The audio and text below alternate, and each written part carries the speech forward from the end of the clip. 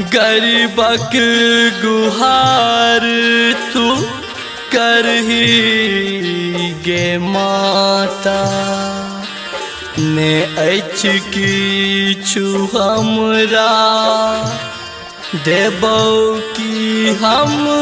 तोरा।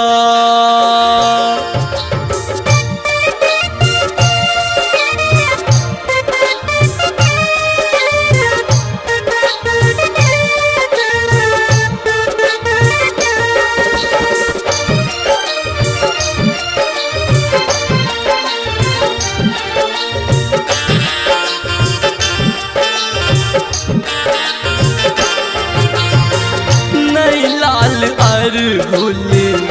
पूजा था नहीं हम अनलौं पानो प्रसाद देखू है जननी कात में चिठा सुनियो है मैया हमरो पुकार सुनियो है जननी हमरो पुकार सुनियो है माता हमरो पुकार।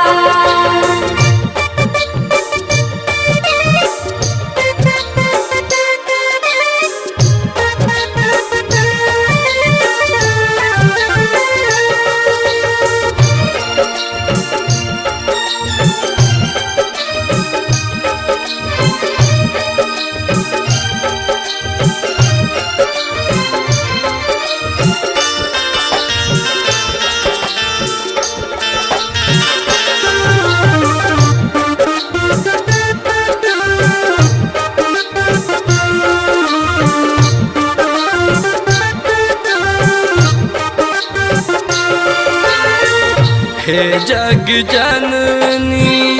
कहन माया जय में छी हम असगर ठा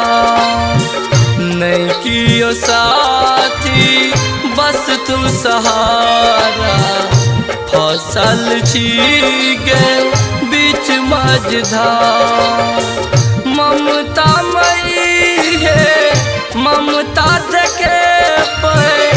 आसी मन मेला द्वार छिठा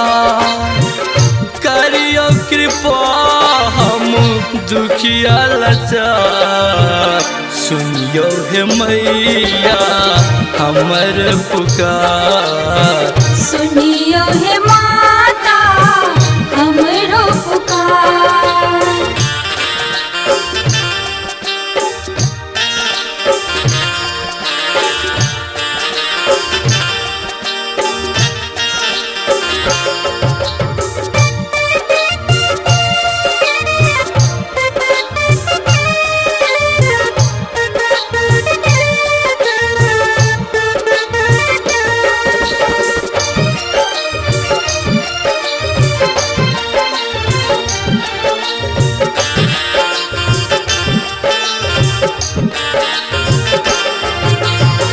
सहस्त्रमुखी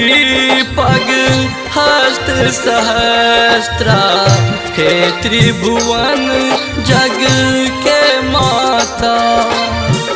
हमहु चाही आही शरण के जोड़ी लिया ये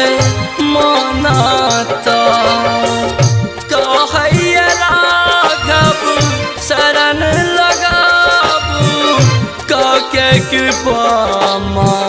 भव सा उबारू जननी बिना की जीवनक आधार सुनियो है मैया हमरो पुकार सुनियो है